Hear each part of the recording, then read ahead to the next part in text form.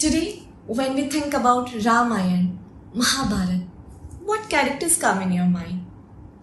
Ram, Sita, Lakshman, Pandavas, Krishna? But nobody talks of Draupadi, Kunti from Mahabharata, Tara, Mandodari, Devi Ahilya from Ramayana. In fact, nobody talks about birds and animals, Jamvanji, Jatayu. And there are many hidden stories in these scriptures. Some which we don't know, some which got manipulated, and some on which we don't want to talk about. So let's get deep into these hidden gem stories and let's know more about them through our Indian cultural expert, Dr. Vineet Aggarwal.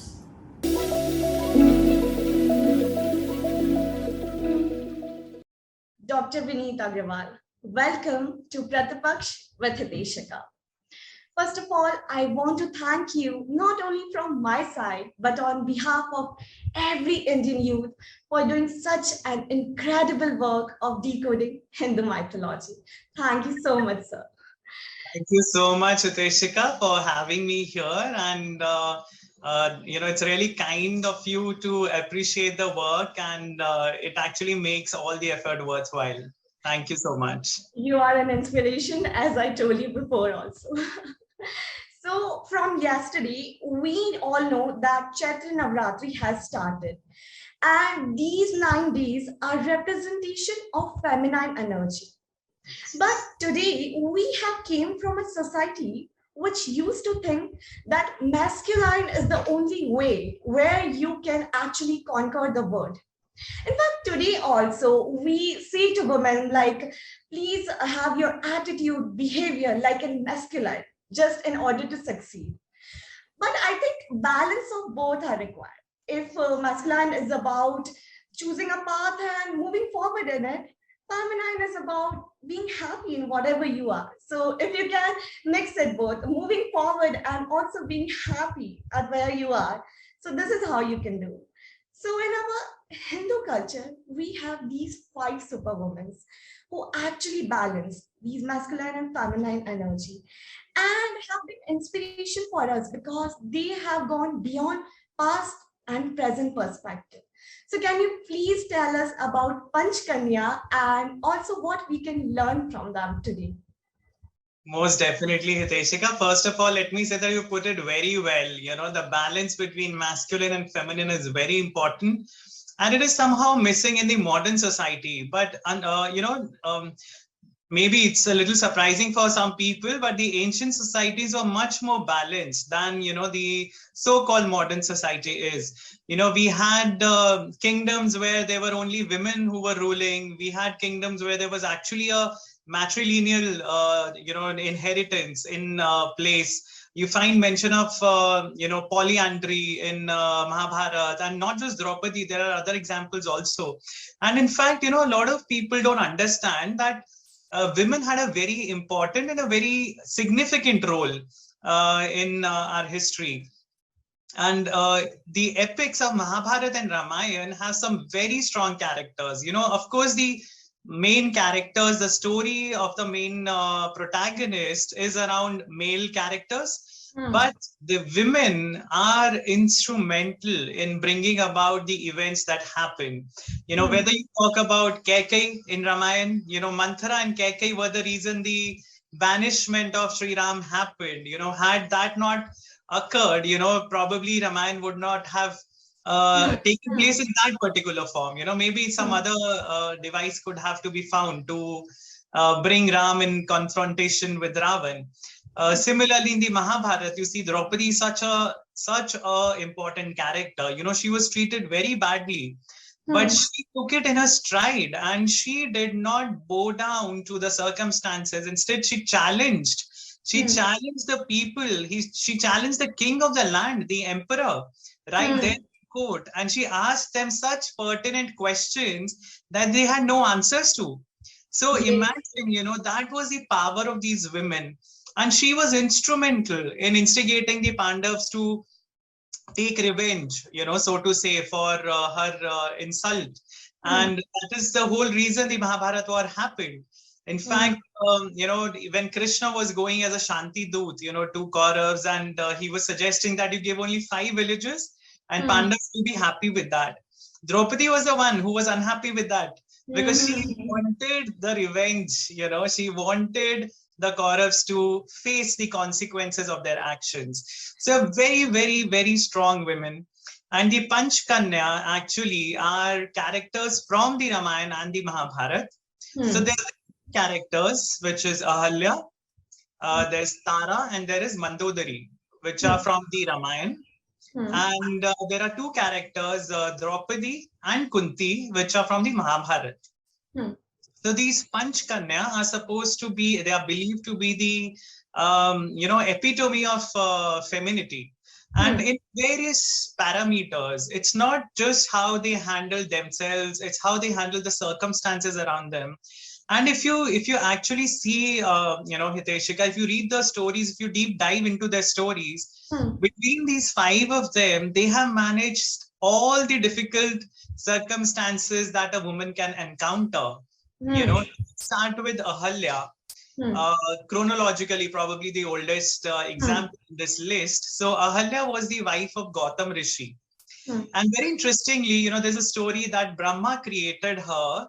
And because he wanted to create the perfect woman, the Hmm. perfect woman, everything is in symmetry. And, she is the most attractive personality that, anybody could have seen. Hmm. And immediately all the gods, were hankering for her, that, she should be my wife. And, Hmm. so amongst these were the rishis were also there, and Gautam Rishi was one of them. So Hmm. Brahma says, okay, so we'll decide who actually deserves her by means of a competition. And whoever is able to circumnavigate the globe, the earth. Hmm. So the first person who is able to do that will be the deserving one, because Ahalya is not any woman, she is the best creation on me. Hmm. So you have to prove yourself that you are really willing to have her as your spouse. Hmm. So everybody rushes on their vahans and stuff. And Gautam Rishi, who's a slightly older, middle-aged man, Hmm. but a very kind-hearted soul, Hmm. and he sees Kamdhenu, the divine cow Kamdhenu, giving birth to a child, to a calf. Hmm. And he realizes that, in our scriptures, cow is considered the world. Hmm. The Sanskrit word for cow is go, which is also a word which also means bhumi or earth. So he circumambulates the cow and the divine calf, and he comes back to Brahma and he says that I've completed the condition, because as per scriptures, cow is the world, So Brahma recognizes the brilliance of the premise. He says that yes, if not for the physical effort, for the mental effort that you put, you Hmm. definitely deserve it. And Ahalya is quite happy. It's not as if that, she's sad with the turn of affairs.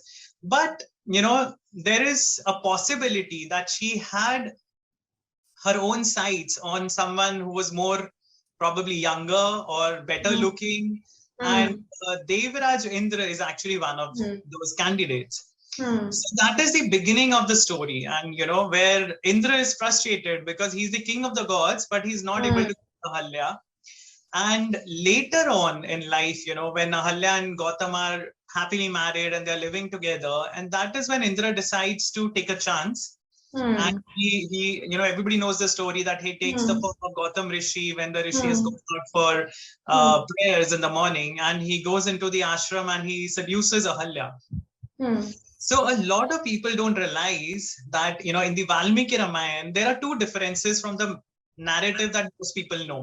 Hmm. First is that Ahalya recognized that this was not her husband. Hmm. Okay. Ha. Hmm. Hmm. See, Hmm.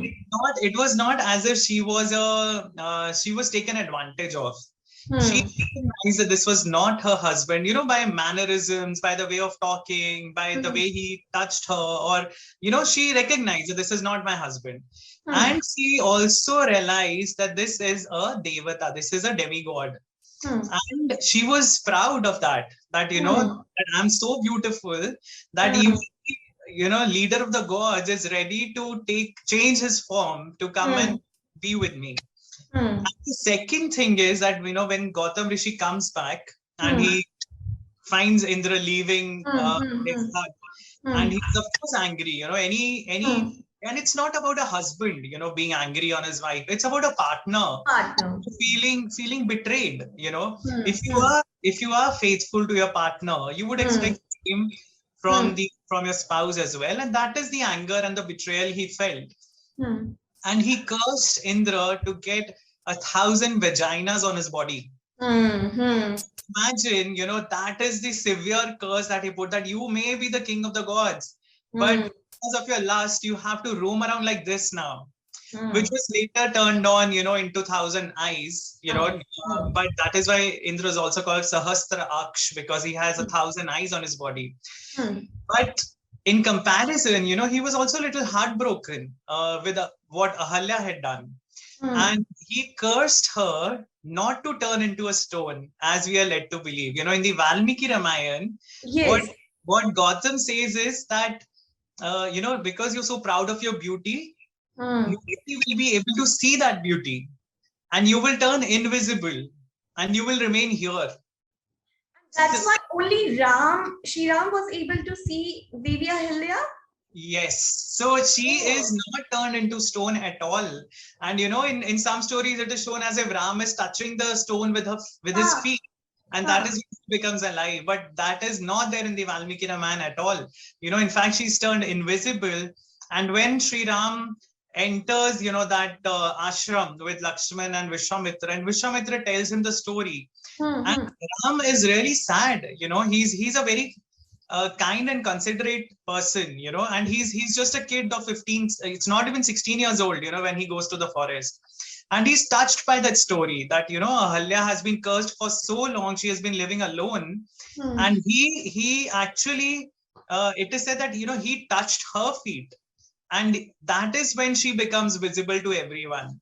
So that is how the curse is broken. It's not the way, the toxic masculinity way of narrating the story. It's a very nuanced story. It's a very different story in the original epic.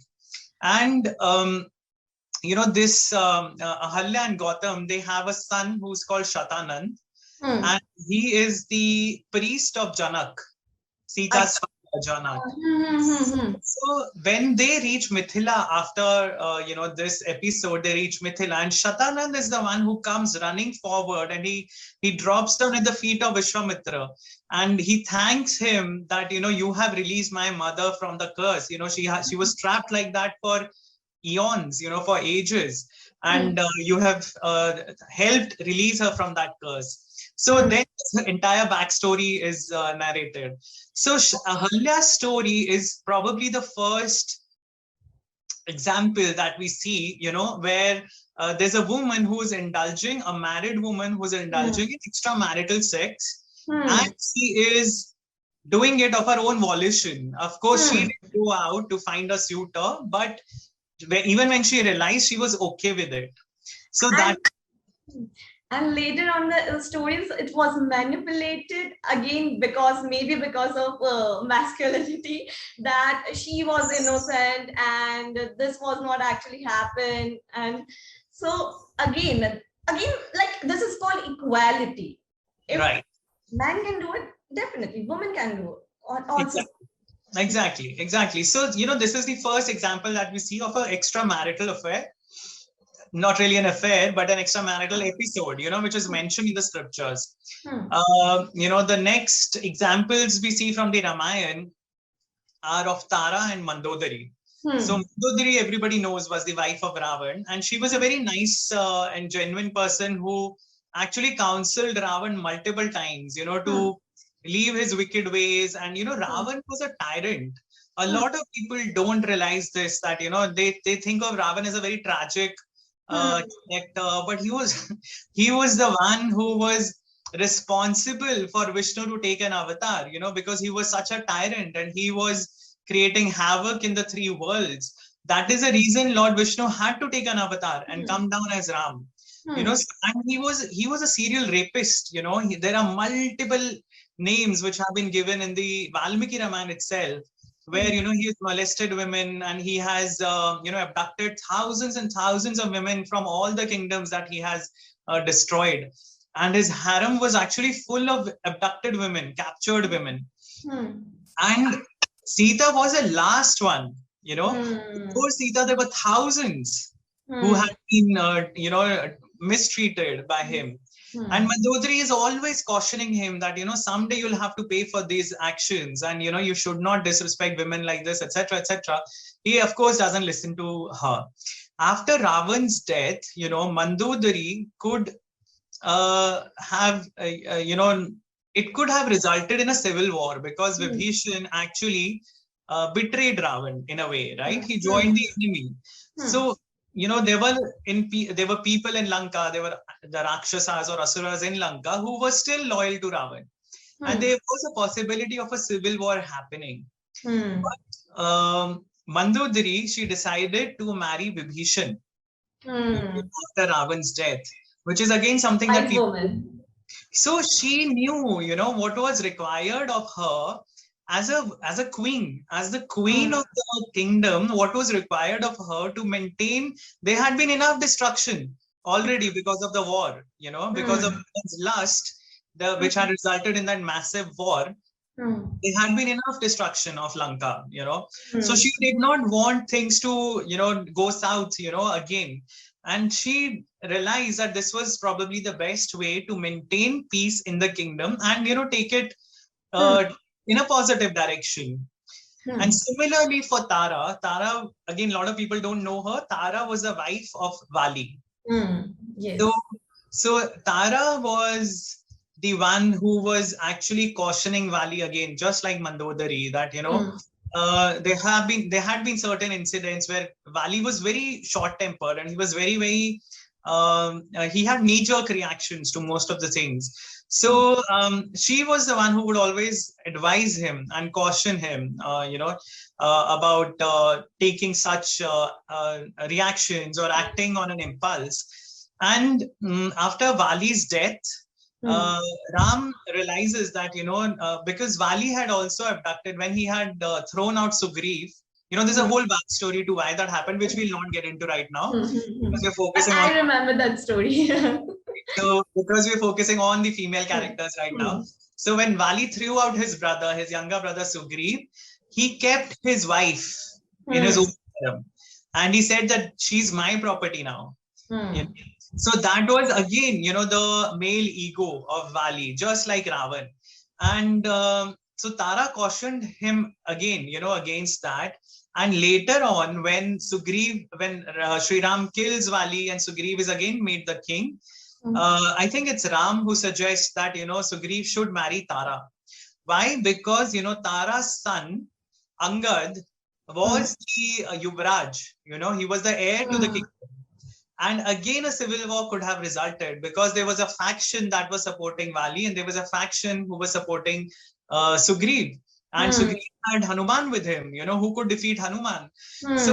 So they were very strong, powerful factions, and it could have resulted in a civil war in Kishkindha. And Tara married Sugriv, and Sri Ram actually extracted a promise out of Sugriv that Tara's son Angad would remain the heir to the kingdom.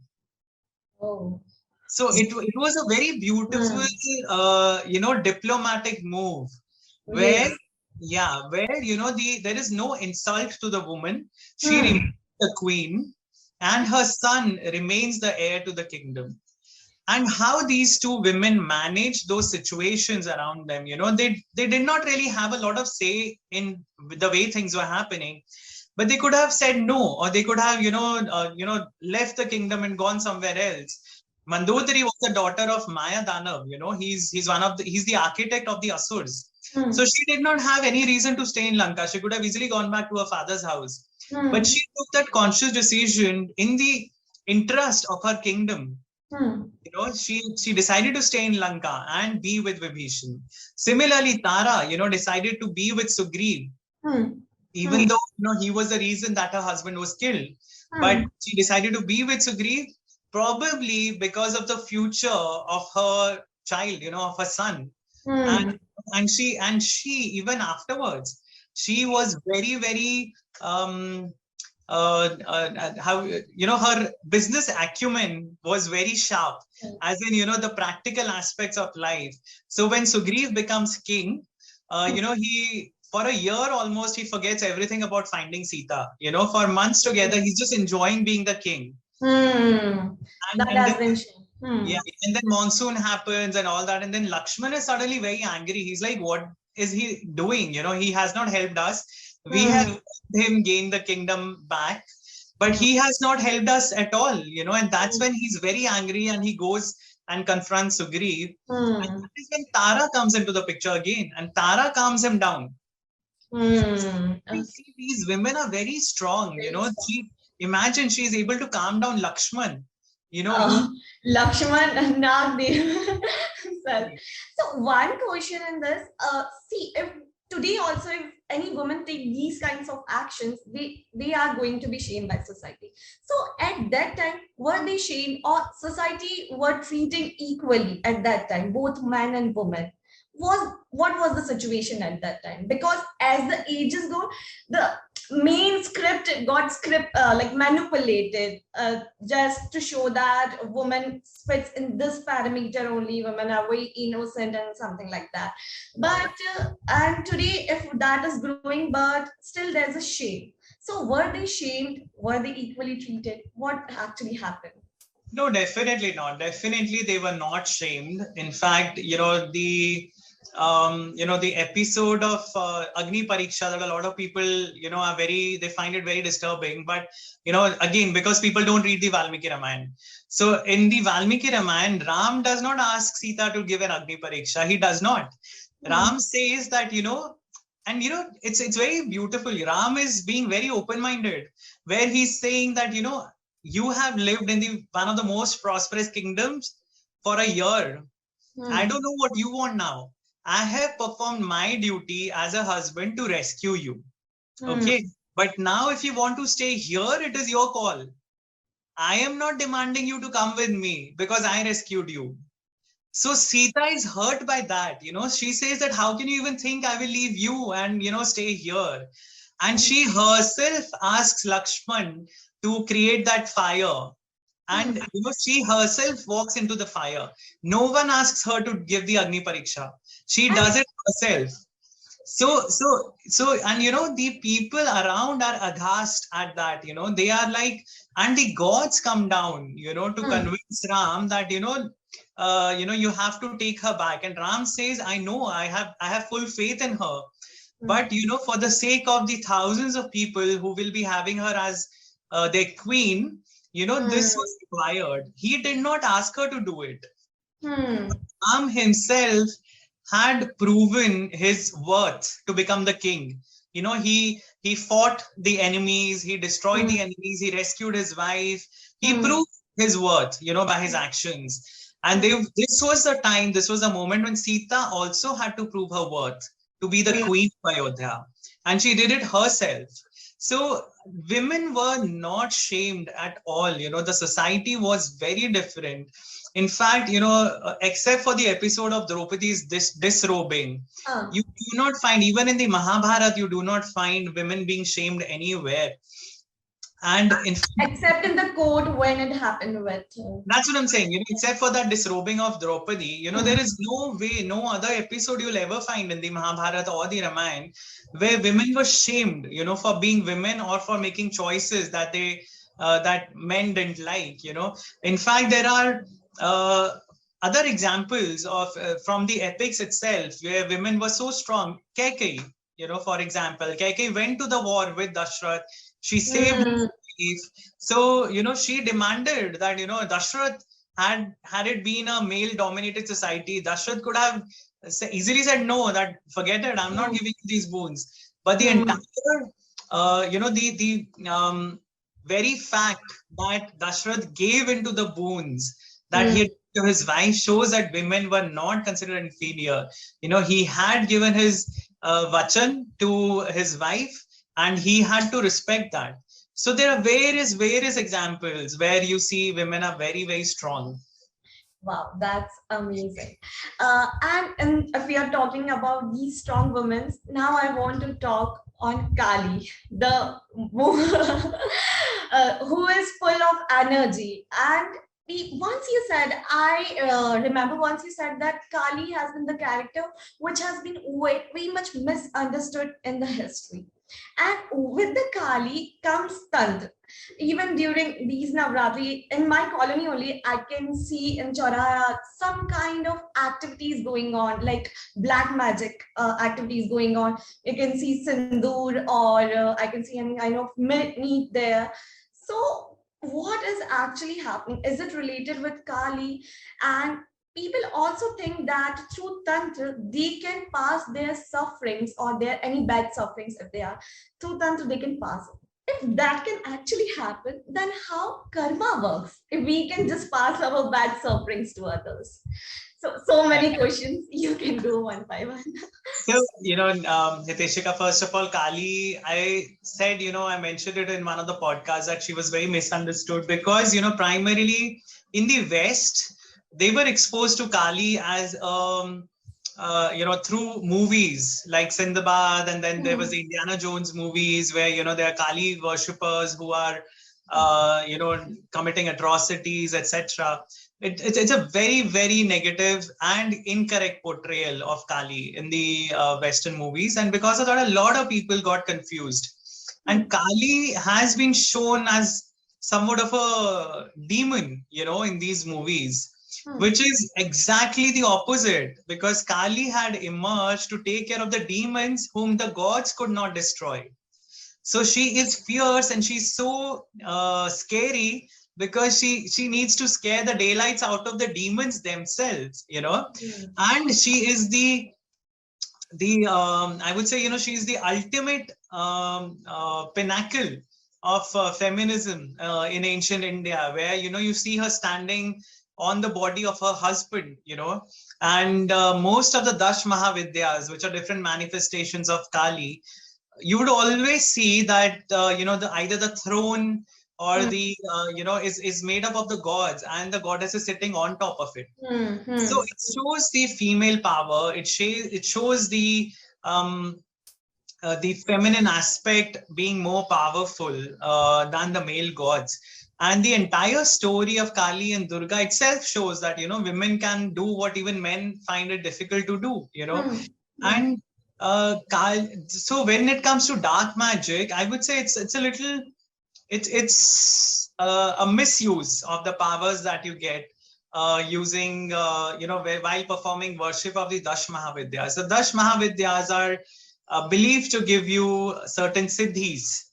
And through the use of the 5 M's, which are not really allowed in the regular worship, they are the 5 M's of Tantra, where, you can utilize these substances for worshipping in Tantra.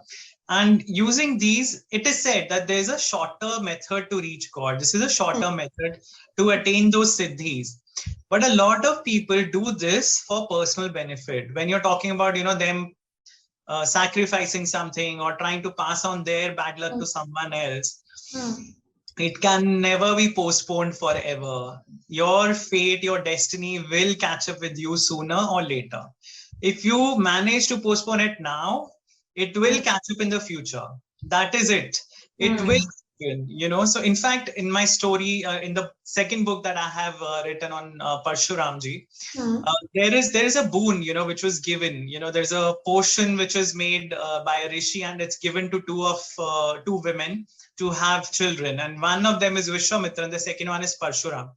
But Parshuraam is actually one generation further away from the boon, because the lady who had received that potion, she said, no, I do not want a violent child. I do not want a child with Kshatriya tendencies. And so her husband, being an accomplished rishi, he said, okay, this can be postponed only by one generation, but it will come to pass. Your husband may not be, violent or turn into a Kshatriya warrior, but his son will definitely turn into one. So that is what happens with destiny, that what is written in, this is your karma that's deciding your destiny. Your previous karma decides your destiny, your present fate, and your present karma decides your future.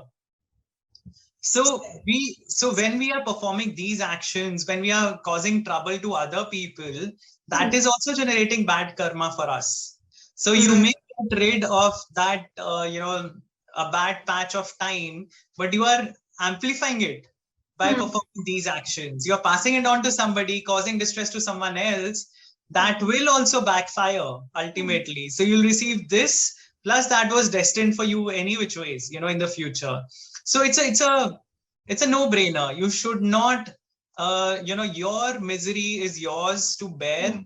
It's yours to endure, and you emerge stronger from it. If you ever try to do bad to others through these means, it will backfire. It will come back to haunt you sooner or later, whether in this life or in the next life.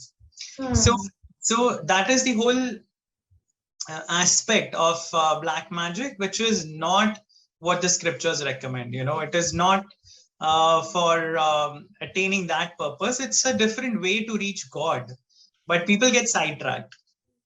How in Navratri these things start increasing? Is it related to Kali only, or this time is very precious? That's why all these just are getting very fastly, or we get the result very fast. How is it happening these 9 days? I can really see daily in my colony only. I can see it daily on a daily basis. There's some things going on and on. And last time I saw in Sharad Navratri, and now in this Navratri. So see, Navratri actually comes 4 times in a year, okay? And it is in different seasons. And these 9 nights are actually dedicated to the goddess, because goddess is Prakriti. And when we talk about seasons, that is Prakriti, right? It's changing its form. Nature is changing its form. So these 9 days in each season, we have 4 main seasons. So, we have, so this Chaitra Navratri comes in spring or summer, you can say. And then you have the Gupta Navratri, 2 Gupta Navratris, which is in Ashad, which is monsoon. And then you have the Sharad Navratri, which is the more better known one. And then you have in winters, you have the Magh Gupta Navratri. So 4 times in 4 seasons, whenever nature is changing, that is this 9-day period is dedicated to nature, basically. And if you see the different forms of the Navdurga that we worship during these times, they're also very closely connected to nature, because we start with, Shailputri, the first form of Navdurga, first form of Ma Durga, which is worshipped on the first day of Navratri, is of Shailputri. And Shail means mountains. So she's the daughter of the mountains. So, it's basically Parvati, but she's called the daughter of the mountains. And right from the first form, we are made aware that she is the daughter of nature. Mountains are our environment. And that is why, you are encouraged to worship nature or Prakriti or Devi, in these 9 days. And it is supposed to keep you healthy. The fasting, of course, in a scientific way, you can understand it's sort of a detox for your body. Like every season you spend 9 days fasting, so that's 4 times in a year. You fast for 9 days and your body gets a good break, where you're having only fresh fruits, or you're having milk products, you're avoiding spices, you're avoiding fried. Of course, a lot of people eat fried in the fast, which is not supposed to be done. But ideally, you have to take, the minimum quantity of food which is required. Your entire digestive system gets a break. Your the desire for eating something, spicy, for drinks, for intoxication, Self-control, everything. You get a break. Your brain, your body, everything gets a break. In these 9 days, and it breaks the habit actually. So it's a very healthy thing to do, and it is basically a recognition that nature is changing, and we have to pray to the goddess. And these 9 days in every season are considered very auspicious for goddess worship. And that's why when we do danya, it's for like making our body move and also to have those happy emotions. Yes. And now when you were talking about earth, nature, is it somehow related to tamas, rajas, and satas? We say savas or satas, I'm not sure. Is Yeah. it? So it is not really related to the three gunas here, but the way of worship can be related to it. As in the sattvic mode of worship is where we worship Navdurga, you do fasting and you do the regular puja and bhajan kirtan and Durga Stuti, etc. Hmm.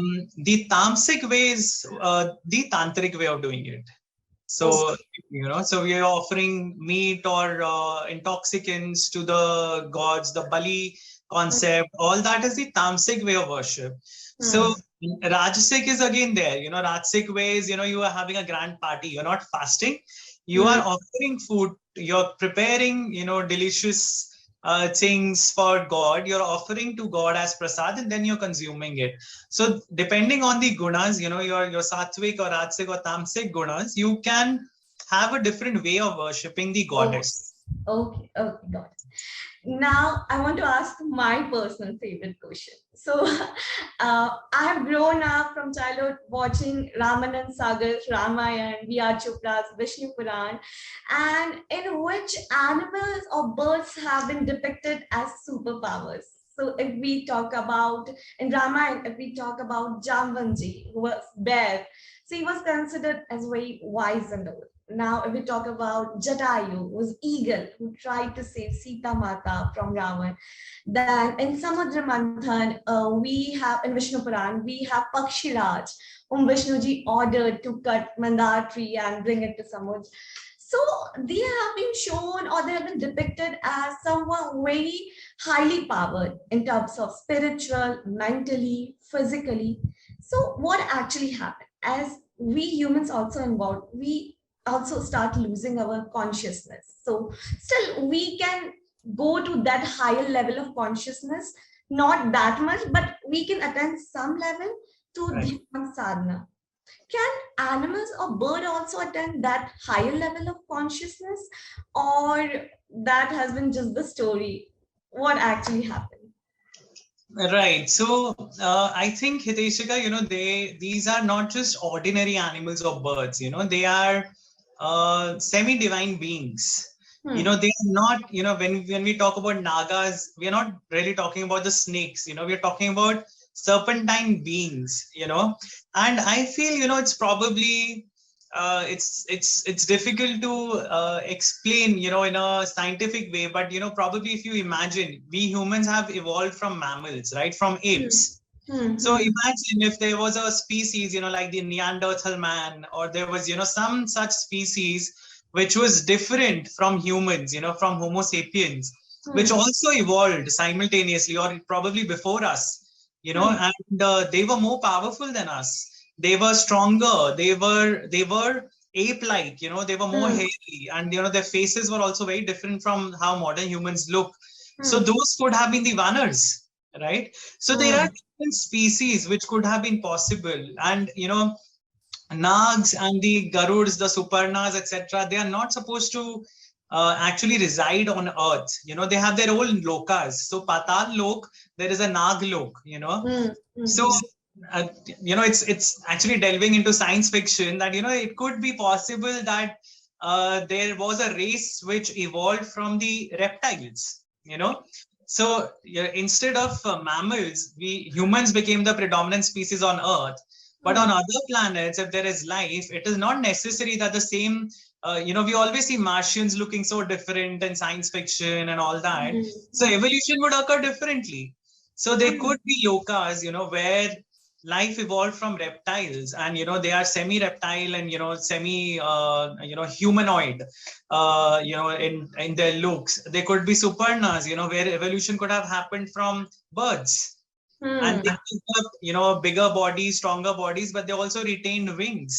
So it's very difficult to say, but I like to feel that probably these are beings that actually exist in a different planet or different realm. And as far as consciousness is concerned, it is said that human form on earth, at least, is the human form that is the most suitable for realizing the spiritual requirements which we all should be doing, the spiritual journey that we should be following.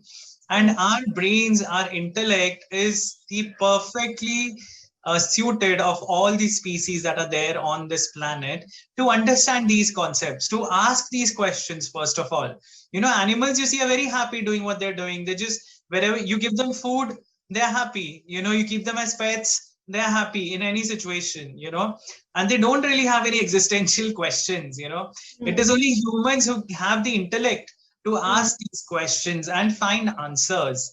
So at least on earth, humans are considered and that is why our scriptures also say that, even devas and asuras, they crave to be born as a human, because the kind of access you get as a human, the struggles that you face, they make you realize the reality faster than if you are in a devlok, where you're surrounded by luxuries. When you're living a comfortable life, you don't think of God so much, right? It's only when adversity strikes that you start asking questions and you start thinking about spirituality. As long as you're living a very comfortable life, nobody bothers about God or spirituality. So it is said that human form is the best suited form, and that is why the scriptures advise that you should not waste this opportunity. You have to realize what a boon you have received for being born as a human. And again, even as a human, you see a lot of people suffering. Somebody could be physically handicapped, somebody could be born in a very poor household, somebody could be born in a war-torn country, where the very survival is a question. So if we are born in a family where we have the basic comforts sorted, and we are still squandering that opportunity to know more, it's a waste of this life. So humans, I would say, we are the best possible bet that God has placed on this soul, which is inside the body, to at least strive for salvation.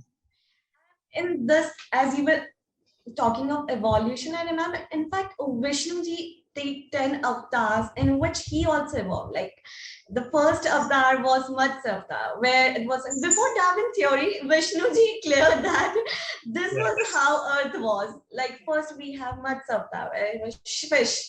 But then we have started having life both in earth and water, then turtle. Then he became yes, Vara. Yeah. Then you have Nal we're half human, half animal. Exactly. And then I think when Parshuraam also happened, so Parshuraam was not emotionally stable. So that's why after that we have Ramji. And then he was peaceful man, but then Krishna came and he teaches us how to love, how to make love. And then Buddha is also considered as a avatar. So he was a very wise person. Now, about talking about 10th avatar, I hope we are not running out of time. That's okay. So what this 10th avatar will be of. So as Earth was evolving, that's how Vishnuji took avatar. So if we talk about today it seems like we are going very much towards technology. So is 10th avatar going to be like in that field only, or it's going to be different, the Kalki avatar? I think it's anybody's guess. The scriptures just mention that, when would the avatar come? They mention some details about, the astrological conjunctions that would be there. A little bit about, the place where he will be born, which is called Shambhala.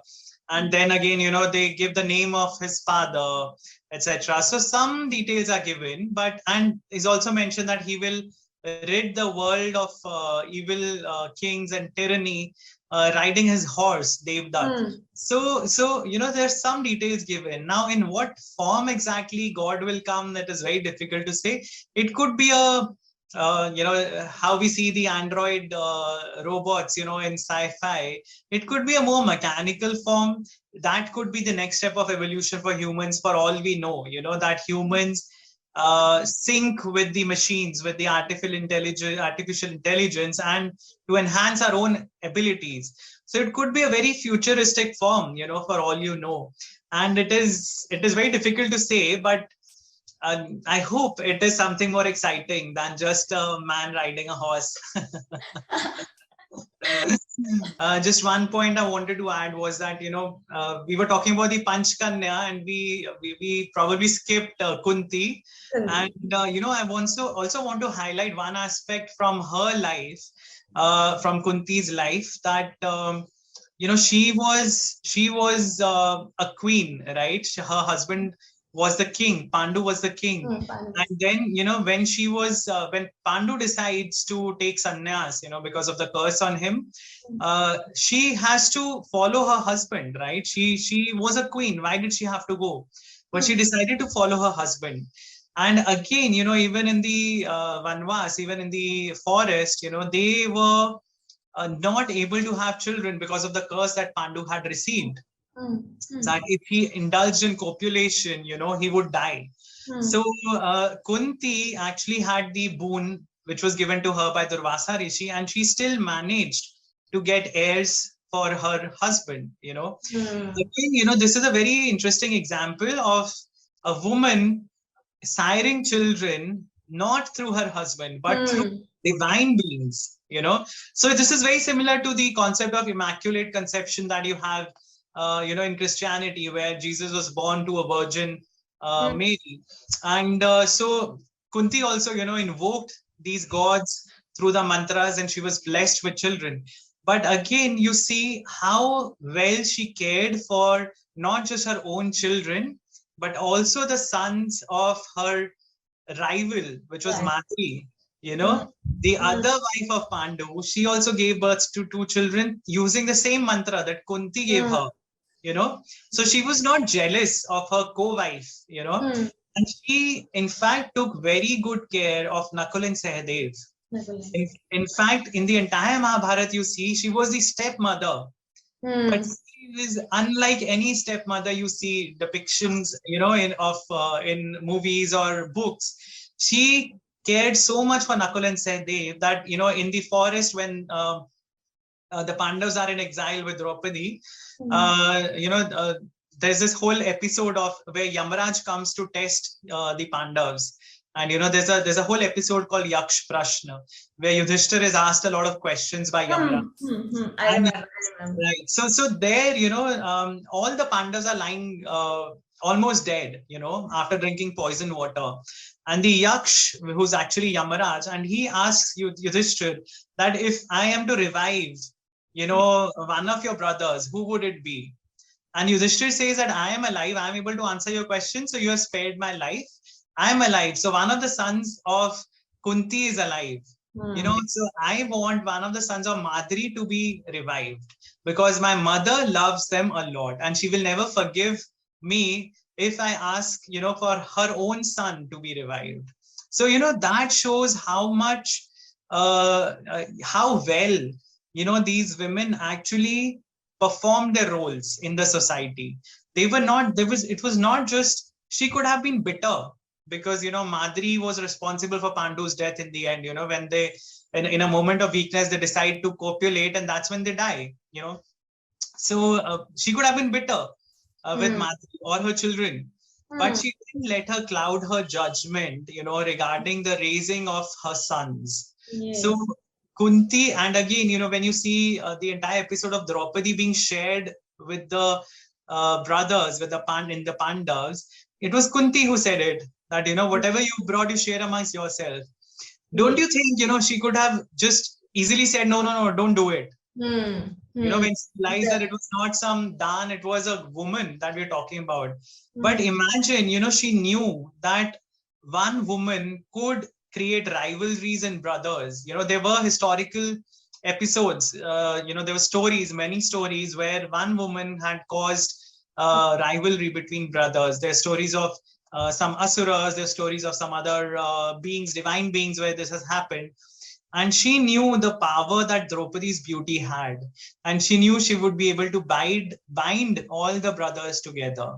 So that was the level of thought that had gone into that decision of continuing with the uh, polyandrous arrangement. And even in that, a lot of people don't realize that Draupadi had very fixed rules. She Ah. she had very fixed rules. She was supposed to be with one brother for the whole year. She fixed the rules. She decided that I will be with one brother for this year, and no one else could come near her in that duration. And Arjun had once entered that chamber where Draupadi was with Yudhishthira because his weapons were there, and he was exiled for that. And that is the time when he roamed around India and he prayed to the gods, and he got access to the divine weapons and all that. But there were very strict rules that Draupadi had put in place. So, these women were very much in control of their lives, of their surroundings, and the men around them. So I would say, just to wrap it up, because we started with Panchakanya, I think so, we wrap it up with this realization that women in the ancient times were much more stronger than we give them credit for. Yes. And, it's high time the modern society also learns, from our scriptures, and it realizes the importance that women have in the society, in the continuation of the society, and in the maintenance of a civilized world. So, yeah, I would wrap up there. Just last one question. As you were saying that from Satyug till Treta Yug, after Treta Yug, then Dwapar Yug, we can see that people were very wise. And we think that today we are open-minded, but they were way open-minded and wise and intellectual. And in fact, technically also, they were more sound. Yes. What actually happened through these yugs that we changed a lot? That in Satyug, people were very nice. There was no any kind of negative emotion like anger or jealousy. Then Treta Yuga comes where Ramji came, and then there we have this dividation of Brahmin, Kshatriya. But still, there was some kind of negative emotion, but still people were nice. Then comes Dwapar Yuga, where Krishna has to take place, and where these things start increasing. But still, people, there was some few things left of goodness or the mind or the intellectual or the open heart and open-minded. Then we have this Kali Yuga. So what actually happened? Was there any change in nature, or what was actually happening? Of course. I think, we see that happening, the human intellect, we feel that, we are advancing a lot, but, the scriptures say that human intellect actually goes down with each yuga. The lives of humans go down. The human intellect is actually lesser than what it was in the previous yugas. And, it is actually interesting to see that the level of morality in the society is also going down. In the Kali Yuga, we see it happening all around us. There are atrocious cases that come to light, which you can never imagine. And the amount of degradation that society has seen in Kali Yuga, that is a result of, so it is said that, Kali is the demon. We talk about Shaitan in Islam, or, the Satan in Christianity. A lot of people feel that, there is no similar counterpart in Hinduism, but that's not true. Kali is the demon, which is very similar to devil, of Western religions. Kali is supposed to influence people and act, and this is the time of Kali. This yuga is ruled by Kali. So that is why he's very powerful, and you get all these events that are happening. And so I would say it's a natural progression of the yugas, where the life becomes lesser, the dharma becomes more fragmented. And it is said that, in the Satyug, dharma is like a bull with 4 legs. And with each successive age or yug, the one of the legs is broken. And in fact, there's a story in the Mahabharata of Parikshit, who's the grandson of Pandavas, who takes over the empire after the Pandavas leave. And he actually encounters the Kali Purush, breaking the legs of a bull. and he goes there and he stops him, and there is just one leg left, so of that bull to stand on, and it is kneeling down otherwise, so Parikshit stops him and he decides to behead the Kali Purush. And Kali says, but that's not fair, I have been given this age, so you cannot do that, you cannot kill me. And Parikshit says, okay, you will stay in places, where there is, you cannot be everywhere. You will be limited to places where there is illicit, where there's gambling, where there's illicit sex, where there's alcohol, etc. So, you are limited to those places. Money, you can reside in money.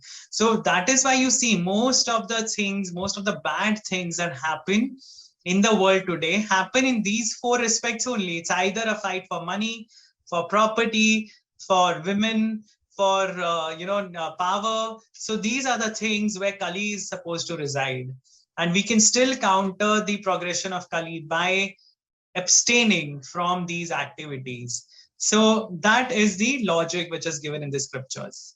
And I think these all are again solution for the youth to how to be safe from the damning Kali. If you Yes. can stay away from that. Yes. And any more tip you would like to give youth to how to live in this Kali Yuga? I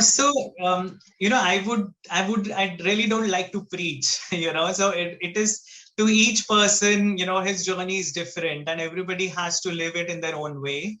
But I would say, be mindful of the results of your actions. The law of karma is very real.